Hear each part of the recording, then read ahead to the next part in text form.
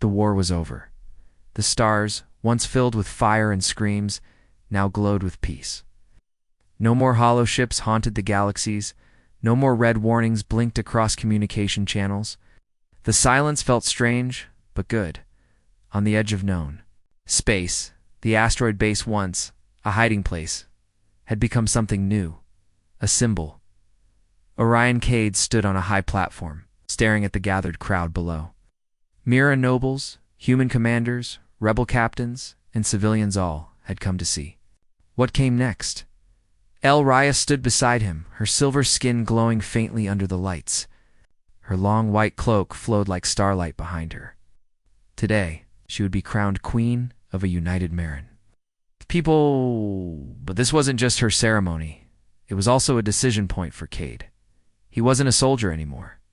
He wasn't a fugitive. He wasn't even just the human that gave blood to save an alien princess. He was something more, and that truth scared him. Raya's voice rang out across the gathered crowd.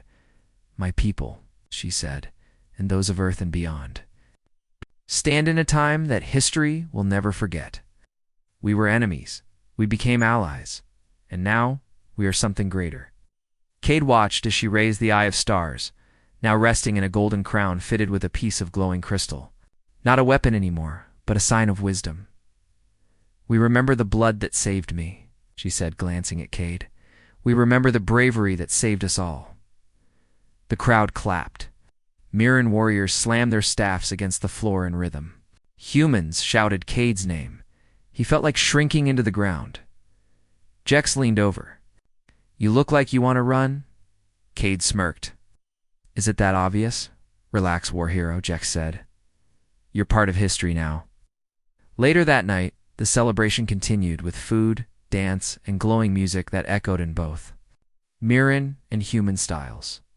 Fireworks exploded outside the asteroid base, casting light across black space. Cade stood on a quiet balcony.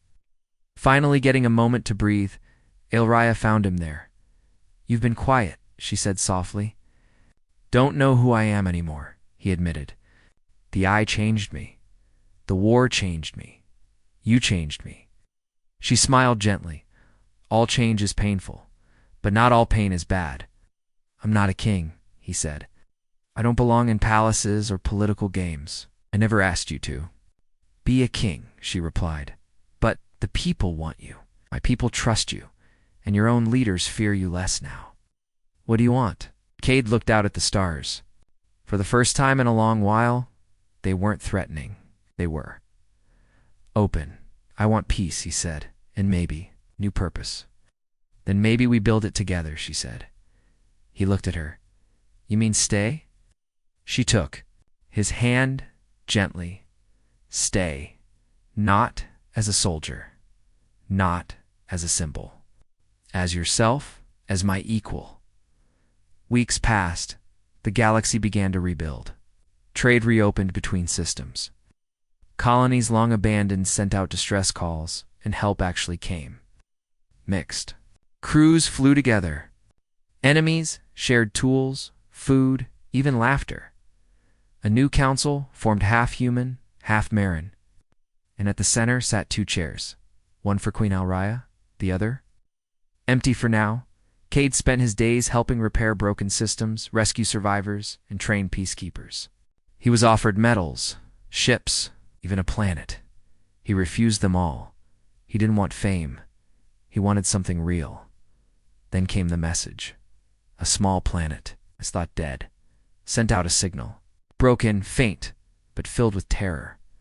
A scout team arrived and found survivors, but also something worse. A hollow fragment, still alive, not fully functional, but awake and growing. Cade was called in at once. "This isn't over," Jex said, scanning the data. "It was just one queen, one weapon. But the hollow were spread across stars. What if more survived?" Lynn frowned. "We saw them die." "We saw one part fall," Raya said, stepping into the room. The eye is still quiet. "That means it's not sure yet, but if hollow remnants are rebuilding..." Cade stood. "Then we find them. Stop them before they rise again." Davis raised an eyebrow. "You're really ready to jump back in?" Cade nodded. Peace needs protectors. I didn't give my blood to let the galaxy fall later. Al-Raya placed a hand on his shoulder. Then we make it official. A final ceremony was held in the newly formed Star Assembly. Delegates, soldiers, citizens, even children watched. Through broadcasts, Al-Raya stood in the center, dressed in full royal armor. Cade wore a simple black uniform, no medals, no crown. Just the mark of the eye etched on his wrist, a permanent reminder of the bond he shared with her. And the galaxy. I offer my hand, she said to him, not to rule over you, but beside you. He took it, and he replied, offer my strength. Not to fight for power, but to protect those who cannot fight. A blade was brought forward, a ceremonial sword, forged from a fallen hollow ship. Cade took it and held it high, I swear, before all stars and all who live beneath them, he said, that I will protect peace, guard life, and never let the darkness rise again. The crowd cheered. A blood oath once given to save one alien life had become a promise to an entire galaxy. In the months that followed, Cade led small teams into unknown space. They didn't go to fight but to learn, to map, to understand. To prevent future wars, some missions found old ruins, forgotten weapons, strange tech. Others found survivors who thought the galaxy had ended. Everywhere he went, people knew his name. But he never acted like a hero. He smiled, shook hands, and asked one question. What do you need? People gave him their trust. Because he had already given his blood. One quiet evening, Cade stood again on a balcony this time, not on an asteroid, but on a green world, blooming with life. Children played in the distance. Ships flew overhead. Peace was real. Al-Raya walked up beside him, still thinking. She asked. Always, he replied. Regrets. He shook his head. Only that I didn't do this sooner. She smiled. Then let's build more, explore further, grow better. They looked out at the stars. This time, not as unknown strangers, not as enemies, but as two lives. Once divided by war, now joined by a single moment when a human warrior gave his blood to a dying alien princess and changed the fate of the galaxy forever. The Hollow Fleet was coming. Their signal was strong and cold, no emotions. No words, only one message repeated over and over. Cleanse, correct, consume. Orion Cade stood at the edge of the asteroid base's viewing deck, watching the stars. Behind him, the others were working quickly, checking weapons, planning routes, building defenses. But Cade knew the truth. They weren't ready. The Hollow weren't like the humans or the Marin. They didn't fight for power or pride. They fought to a race, and they couldn't be reasoned with. He turned as Al-Raya entered the room. Her silver skin shimmered softly under the lights. The glowing tattoos on her arms pulsed like a heartbeat, stronger now than before. They're close, she said. I can feel them. So can I, Cade replied. It's like a storm coming, heavy, cold. The eye is quiet, she added, as if it fears them too. Jex, their pilot and now trusted friend, ran in. We've got incoming calls. Multiple channels. Human command. Marin High Court. Even resistance groups. What do they want? Cade asked. You, Jex said. Both of you. The old conference room on the base had never seen so many voices at once. Screens flickered to life, generals, commanders, politicians, and rebels. Some faces were angry, others curious, a few hopeful. Cade said, General Varga of Earth's Stellar Defense, you've gone rogue. You've stole tech, leaked forbidden visions, and fled from orders. You should be arrested. He saved a princess from death, interrupted Admiral Solon of the Mirren Fleet, and revealed the hollow threat. We should be thanking him. That doesn't make him a hero, shouted another. Enough, Al-Raya said, her voice calm but commanding. Everyone went silent. You've all seen the truth, she continued. The eye showed you the hollow. This is no longer about borders, not about species. This is survival. General Varga crossed his arms. Even if we believe you, what do you expect us to do? Trust each other. You don't have to trust each other, Cade replied. You just have to fight together. There was silence again. Then slowly, one by one, the leaders nodded. We'll send ships, said Varga. So will we, added Admiral Solon. And just like that, enemies became allies. The asteroid base became a command center. In just 2 days, ships from both sides began to arrive. Crews worked side by side. Engineers shared tech. Scientists traded data. Cade walked through the hangars, amazed. A Marin cruiser docked beside a human destroyer. Pilots from both sides laughed over shared meals. Even Lynn and Davis were training with Mirren warriors. This is impossible, Cade said, watching a Mirren help fix a human fighter. Aelraya smiled. Oh, no, it's what was always possible. Someone just showed them a reason. Suddenly, an alert blared. Jex's voice echoed over the speakers. They're here. Hollow had entered the system. Cade stood at the bridge of the new flagship one made from pieces of both human and Mirren design. Aelraya stood beside him, wearing new armor. Silver mixed with black plating, her tattoos glowing like fire beneath the surface. The joint fleet floated in formation. Hundreds of ships, thousands of lives. One chance. Cade activated the comms. His voice reached every soldier, every ship. This is Orion Cade. I won't give a speech. You already know what's coming. The Hollow don't take prisoners. They don't negotiate. They erase. He paused. But today we stand together. Not as enemies, not as humans or Mirren, but as one force, one galaxy. Aelraya stepped forward. Let them come.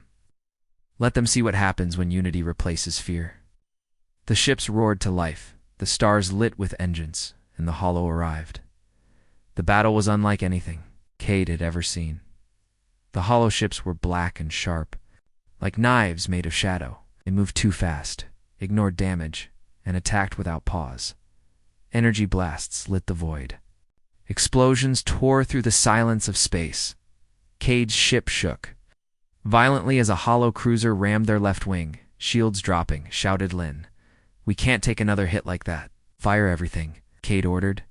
Laser turrets spun and fired. Missiles launched.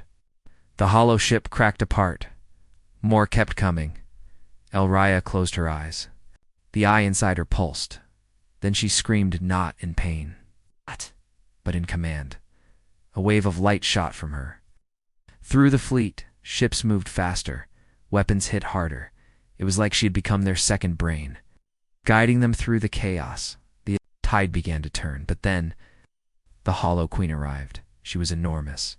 Her ship looked more like a floating city black, covered in red symbols, with tentacles of metal stretching miles wide. From her, thousands more Hollow ships poured out, and behind her, a weapon, the Hollow Star, a machine built to swallow suns. There, targeting our star, Aelraya whispered. They want to erase all life in this system. We need to stop that thing, Cade said. Oh. We can't, Jex said. It's too well protected. Then we go inside. Everyone stared at Cade. Excuse me, said Lynn. We get a small team in me, Aelraya, maybe 2 more. We find the core, destroy it. That's suicide, Davis said. It's the only way. Aelraya nodded. The eye's with us. Can make it. The team launched in a stealth shuttle, flying through the chaos of the battle, dodging beams. Twisting between wrecks, they reached the Hollow Queen's ship and flew into one of the side ports. Inside, it was cold and dark. The walls pulsed like a heartbeat, metal mixed with something alive. Cade led the way, rifle ready. Aelraya followed, her hands glowing. They fought Hollow, drones fast, spider-like machines that screamed without sound. Lynn was hit in the leg but kept moving. Davis covered her, shooting non-stop. At last, they reached the core, a massive swirling orb of red and black energy. It pulsed with dark power. The eye must touch it, Aelraya said. She stepped forward. Cade followed, gripping her hand. There. Bonds sparked to life. The eye inside them lit up. A beam of white energy shot into the core. The Hollow screamed. Ships outside exploded, the weapon cracked, and then silence. They woke up in a medical bay. The core had destroyed the Hollow Queen's ship. The weapon was gone. The rest of the fleet had collapsed without her command. The galaxy was safe. For now, Cade turned to El Raya. She looked tired. Alive. You did it, she said softly. We did it. He replied. Lynn and Davis walked in, both limping. You're not allowed to do anything that crazy again? Lynn grumbled. No promises, Cade smirked. Outside the window, fleets were. Heading home, Human and Mirren, together. The stars outside the ship's window glowed softly, peaceful and calm. But inside the ship, the air was thick with tension. Sergeant Orion Cade stood beside the pilot's chair, watching the stars slide by. Princess El Raya sat in the back, silent, her silver eyes closed. Deep in thought, they had escaped the jungle moon of Orcs 7, barely. The Eye of Stars was awake now. It had changed them, both of them, bonded them, and now both humans and Mirren forces wanted them dead. Where are we heading? Cade asked the pilot. A former smuggler named Jex they had picked up from a resistance contact. Old neutral zone, Jex said, chewing gum. Dead space. Nobody goes there anymore since the trade routes shut down. But I know a place. Hidden. Safe. At least for a while. Cade nodded and turned back to El Raya. She looked up at him. You feel it too, don't you? She asked. He hesitated. Yeah, something inside. Moving, whispering, like I can hear thoughts, emotions. Even yours. She nodded slowly. It's part of the bond. The Eye awakened it. You and I are more than just allies now, Cade sighed. That sounds complicated. El Raya tilted her head, curious. You fear what you've become? I fear what I'll have to do next, he answered honestly. I've spent my life following orders, shooting who I'm told to shoot. Now I'm flying with an alien. Princess and a half-awake super weapon in my blood. She smiled faintly. Then maybe it's time you stopped following and started leading. Just then, Lynn's voice crackled over the comms. Captain, you'll want to see this. Cade. And El Raya rushed to the front of the ship. The screen showed a cluster of ships damaged, drifting, half destroyed. A broken fleet. What happened here? Raya asked. Looks like a battlefield, Lynn replied. Not from the war, though. This is something else. The ship flew closer as they passed the wreckage. Cade saw the markings. We're human. Some Mirren. Others. Unknown. What the hell is that? Davis asked, pointing at a large, twisted ship floating in the middle. It looked ancient. Black metal covered in glowing red symbols. Unlike anything Cade had ever seen. That's not from our time, El Raya whispered. That's Precursor. The ship was silent. But it wasn't dead. Suddenly lights blinked across its surface. It's powering up, Jack shouted, before anyone could react. A beam of light shot from the ancient ship and hit them. The lights in their ship flickered. The engine stalled. Everyone was thrown to the floor. And then, darkness. Cade opened his eyes slowly. He was floating. Weightless around him was space. Endless star-filled space. But no ship. No walls. No gravity. Only El Raya stood beside him. What is this? He asked. A memory, she said softly. The Eye is showing us something. A warning. A great shape appeared before them. A dark, massive machine drifting through the void. From it came smaller ships like insects. These weren't alive. They weren't even organic. They were machines. Cold, merciless. Designed only to destroy. They're called the Hollow, El Raya said. The ones who killed the precursors. The ones who ended the first Star Age. Cade felt ice in his blood. Why now? 'Cause they've returned. The vision shifted. He saw Earth burning. The Mirren homeworld shattered. Billions. Dead. The Hollow came like a wave of black death, consuming all. And then the vision ended. Cade gasped and opened his eyes.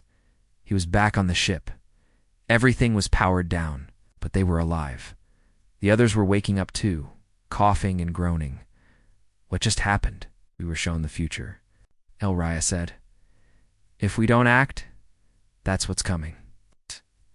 Jex got the systems back online. The ship limped toward the dead zone, a hidden asteroid base built by outlaws years ago.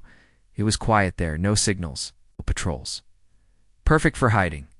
Inside the base, Cade and Elraya sat together in the old command room. We need allies, Cade said.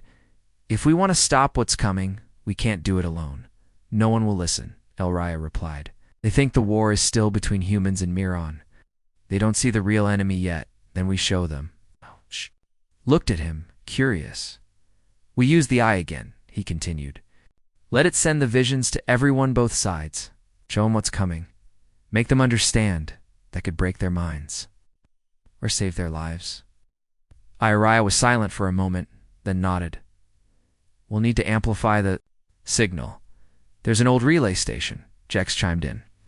In the Riven Belt, long abandoned, but still operational if you can survive the asteroid storms. Cade stood.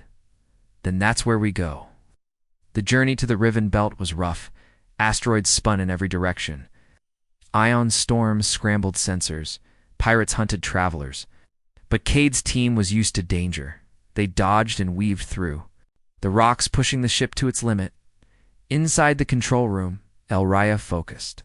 Her mind touched the eye once more, her glowing hands dancing across the controls. Cade joined her. Together, they linked again. Their minds opened. Memories, fears, hopes all flowed between them. And then, stars lit up. The eye's power surged. Across space, across systems, the signal went out.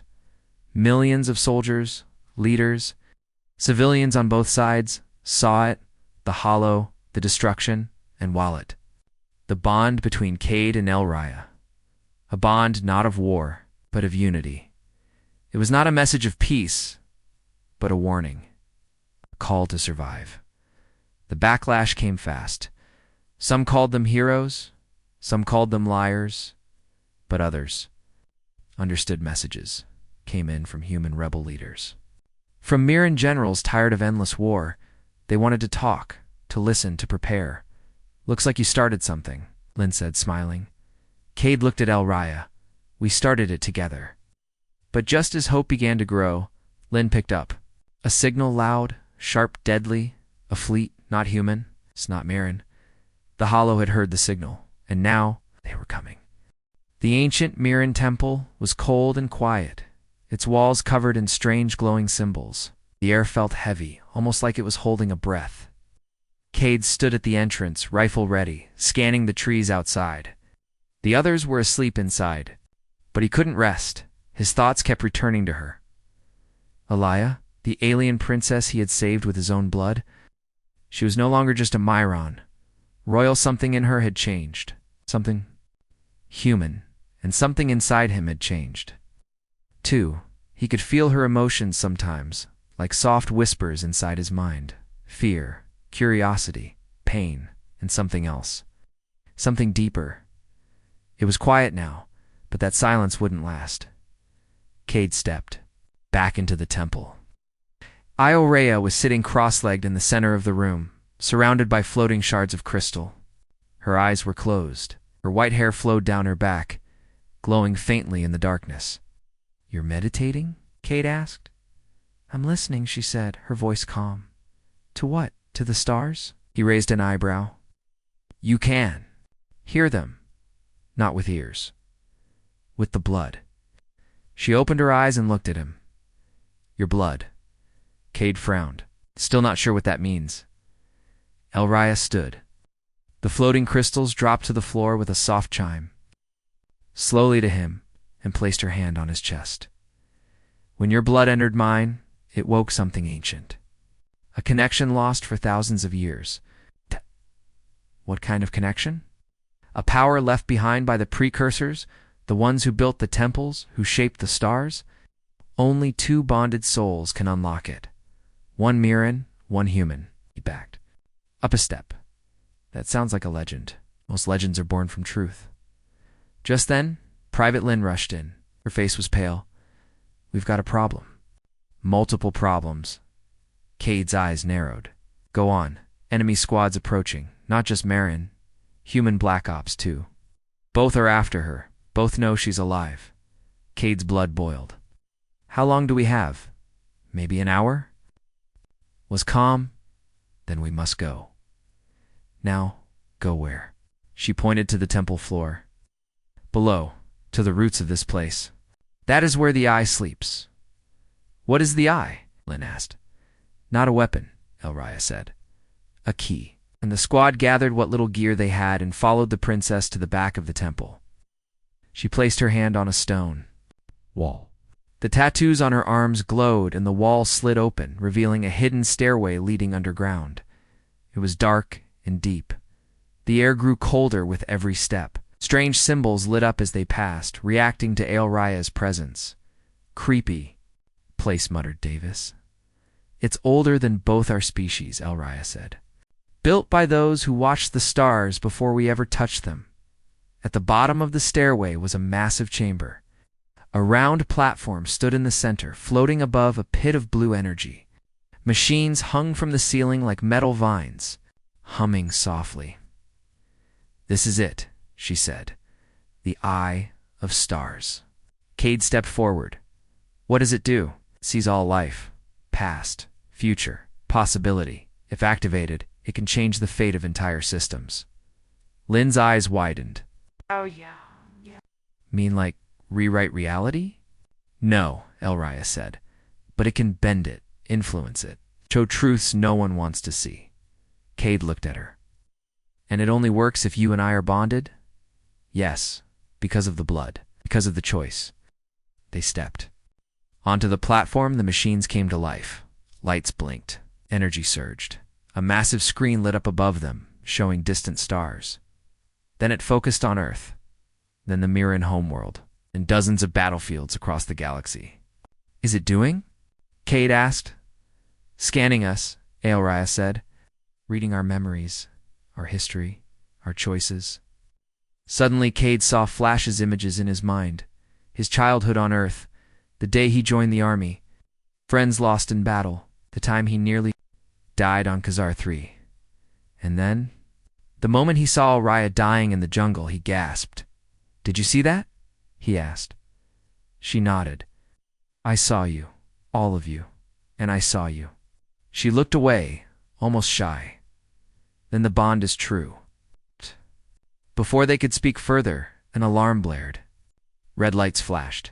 They're here, Lynn shouted through the comms. Enemy squads just breached the upper temple. We're out of time, Cade growled. Elraya turned to the control panel. We can activate the eye now. But once. It's on. There's no going back. Do it. She placed both hands on the panel. Cade stepped beside her and did the same. The chamber shook. A beam of light shot into the sky above the temple, piercing the jungle canopy, above the moon. In orbit, satellites exploded. Ships were disabled. Communications went dark. The Eye of Stars was awake. Back on the surface, Davis was fighting off attackers. We're surrounded, he yelled. Both sides are here. They're killing each other and looking for us. The ground shook. Blue energy burst through the temple floor. The enemy troops stopped firing. They looked up, confused. Then they screamed. Visions flooded their minds. Memories of their enemies. Pain they had caused. Lives they had ended. All of it. Poured into their minds by the eye. Some dropped their weapons. Some went mad. Inside the chamber, Cade fell to his knees. It's too much. Elraya held his hand. Focus. Let it pass through you. Don't hold it, feel it. He took a deep breath, closed his eyes. Pain, the sorrow, the rage, they flowed like a river, and then calm. He stood, stronger, different. We need to get out of here, he said. They ran up the stairs. The temple was cracked and glowing. Enemy soldiers stood frozen, their minds still reeling. Cade's squad moved past them without a fight. They reached the edge of the jungle. A dropship waited one Cade had secretly called before they went. Underground, they climbed aboard. The engines roared. As they lifted off, the temple collapsed behind them. swallowed by light. Inside the ship, Cade sat beside Elraya. He looked at her Ellie. Looked, she still had Mirren features. The silver skin, the glowing tattoos, but now her eyes had flecks of green as green. Her voice was softer, her smile more human. "You changed," he said. "So did you," she replied. "You feel it, don't you?" "Yeah," he whispered. "Like something inside me woke up." She nodded. "The bond is real now. Our minds, our blood, our futures. What happens next?" She looked out the window at the stars. "They'll come after us, both sides. They'll want to destroy the eye or control it." "Let them try," Cade said, gripping his rifle. "We can't fight forever," she said softly. "Maybe not," he replied. "But we can show them a better way," she smiled. "Then we must go where the stars lead us." The dropship disappeared into the clouds. Behind them, Varric 7 burned with blue light. The jungle moon of Varric 7 was a hellish place. The skies were always red, the ground was soft with ash, and strange creatures howled in the distance. Trees with glowing vines loomed over everything like silent watchers. This moon had seen war. For nearly a decade, humans on one side, the alien Mirren Dominion on the other. Sergeant Orion Cade moved carefully through the thick underbrush. His armor was scratched, his weapon hot, and his body sore from days of marching. Behind him, 3 other soldiers followed his recon squad. "Signal's getting stronger," said Private Lynn, checking her scanner. "It's alien tech. Could be a trap." Cade looked at the blinking screen. The signal was real. Distress beacon not coded like a trap. It was Mirren, yes, but weak. "Fading, trap or not," Cade said. "Voice comm, we check it out." The squad moved silently through the jungle. After 15 minutes, they saw it. An alien escape pod, half buried in the mud and cracked open like an egg. Strange glowing symbols flickered across its hull. Smoke drifted into the air. "Looks like it crashed hard," said Corporal Davis. Keeping his gun up, Cade approached the pod. He peeked inside and froze. Inside the pod lay a Mirren female, tall, silver-skinned, with faintly glowing blue tattoos on her arms and forehead. Her long white hair was stained with blood. She was breathing, but just barely. "Holy hell," whispered Lynn. That's Princess Elraya." Everyone knew the name. It's the heir to the Mirren Dominion, thought to be dead after her flagship was destroyed in orbit. If she was Harond alive, that could change everything. "She's a war criminal," growled Davis. "Orders say terminate all enemy command." "No," Cade said firmly. "She's not a threat. Look at her, she's dying." "She's the enemy. She's a person," Cade replied, kneeling beside her. He removed his helmet and placed his hand near her mouth. Her breath was shallow, her pulse weak. A long metal spike was sticking through her side. It was a miracle she had survived the crash. "Medic," Cade shouted. Private Lynn stepped forward, pulling out a medkit. She scanned the princess. The results flashed red. She's bleeding out. Mirren blood is high in psionic enzymes. No way. To match it, we don't have a compatible donor. Cade looked at her. Her eyelids fluttered. She whispered something in a strange language. "She's asking for help," Lynn translated. "Says the stars are closing," whatever that means. Cade stood silent for a moment. Then he did something no one expected. He pulled off his glove and said, "Connect me." "What?" "My blood. Use it." "That's insane," Davis barked. "We don't even know what that would do." Lynn hesitated. Cade, human and Mirren. "Blood don't mix. We don't have clearance. She's dying, and we don't have time," Cade snapped. "I'm giving an order." Lynn bit her lip, but obeyed. She hooked up the emergency biolink and adjusted the settings. A thin needle entered Cade's arm. The machine filtered the blood, altered the pressure, and began the transfusion. Drops of human blood flowed into the alien's veins at first. Nothing happened. Then the princess arched her back and gasped. Her eyes opened. Bright. Silver light spilled from them. The machines beeped wildly. Her skin glowed, her tattoos pulsed, her body shook violently, and then she calmed. Her breathing stabilized. She was alive. Cade sat back, dizzy from the blood loss. Lynn gave him a stim shot. The princess looked around. Her eyes landed on Cade. She reached for his face, her hand trembling. Her fingers brushed his cheek. You gave, she whispered in broken English. Why? Cade didn't have a good answer. I don't know, he said. Felt like the right thing. Her gaze locked with his. Now, we are bound. They moved her to a safe location, an abandoned Mirren outpost, half buried under vines and roots. The old walls hummed faintly with alien energy. The squad took turns guarding the entrance while Lynn kept the princess stable. She healed fast. Too fast? Within hours, her wounds had closed. She no longer looked like a dying royal, she looked like something new. She's changing, Lynn said. Her cells are rebuilding at crazy speed. I think your blood is rewriting parts of her body. She's still Mirren, but something's fusing. Cade didn't know what that meant. He only knew that when he looked at her, he felt something strange. Soft whisper at the edge of his thoughts. Like a song half remembered, they spoke. That night, Aelraya sat by a blue flame, hands folded, eyes tired. I saw you, she said, in the dream. In the stars? When I was dying, I thought of my home. But then, I saw you. Your heart was loud, full of anger, but not hate. Full of pain, but not cruelty. You're reading my mind? No, she said. I'm feeling your soul. That freaked him out a bit. She continued. Our ancestors spoke of the fire-blooded, a warrior not born, but made. A joining of two fates, human and Mirren. It was myth. Until now. Cade frowned. I'm just a grunt, not some prophecy. But you gave your life when no one else would. That makes you more than a soldier. Outside, the jungle was quiet for once. No screams, no gunfire, just wind and distant lightning. Cade couldn't sleep. He stood guard while the others rested. His thoughts swirled.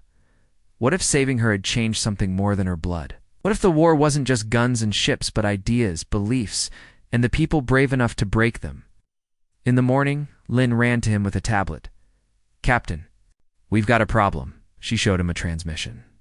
The signal was encrypted, but Cade could read enough. Human High Command had learned about the rescue. They had one order. Terminate the Mirren Royal and report back. Cade stared at the message. He looked at the alien princess, now sitting calmly in the temple. She was watching him, as if she already knew. He turned back to his team. We're not following that order. What? Davis shouted. They'll court-martial you. Let them try. We found something bigger than orders down here. Something. Lynn nodded slowly. Davis swore and walked away. Cade walked over to Aelraya. They're coming. For us, he said. I know, she replied. But something else is coming too. I saw it in the dream. A machine, buried below, made by the ones who came before. If it wakes, the stars will burn. Cade raised an eyebrow. Sounds bad. Is also our only hope. She placed her hand on his chest. Your blood opened a door, Orion Cade, and now we must go through it. Together.